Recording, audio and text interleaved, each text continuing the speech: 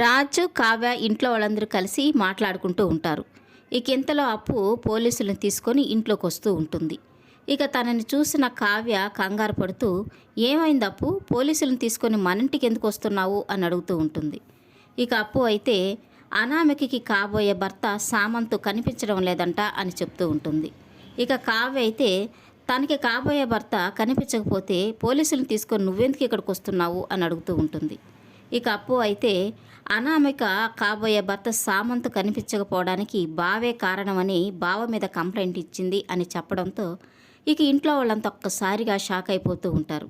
అనామిక కూడా పోలీసులతో పాటు తను కూడా రాజు వాళ్ళ ఇంటికి వచ్చి, నిన్న ఈ రాజు కావ్య మా ఇంటికి వచ్చారు, సామంతుని ఇష్టం వచ్చినట్టు కొట్టి చంపేస్తానని బెదిరించి వెళ్ళారు. ఇప్పుడు సామంతు కనిపించడం లేదు, తను కనిపించకపోవడానికి ఈ రాజే కారణం అని చెప్పడంతో ఇక కావ్య ఒక్కసారిగా షాక్ అయిపోతూ ఉంటుంది. నోటికొచ్చినట్టు మాట్లాడక అనామిక, నువ్వు సామంత మమ్మల్ని మోసం చేశారు, అందుకే మా ఆయన సామంతను కొట్టారు, అంత మాత్రానికే తను కనిపించకపోతే మా మీద కంప్లైంట్ ఎందుకు ఇస్తున్నావు అని తను అరుస్తూ ఉంటుంది. ఇక అనామిక అయితే పోలీసులు అన్ని నిజాల్ని బయటకు కక్కిస్తారు, అప్పుడు తెలుస్తుంది ఎవరు ఎలాంటి వాళ్ళో అని మాట్లాడుతూ ఉంటుంది.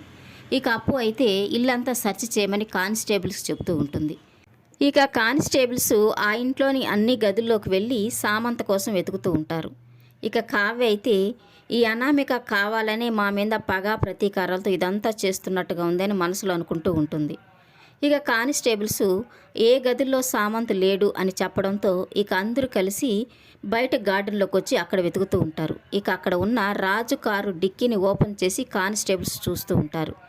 ఇక అందులో సామంత్ చనిపోయి డెడ్ బాడీ రూపంలో కనిపించడంతో ఇక ఒక్కసారిగా ఇంట్లో వాళ్ళంతా షాక్ అయిపోతూ ఉంటారు.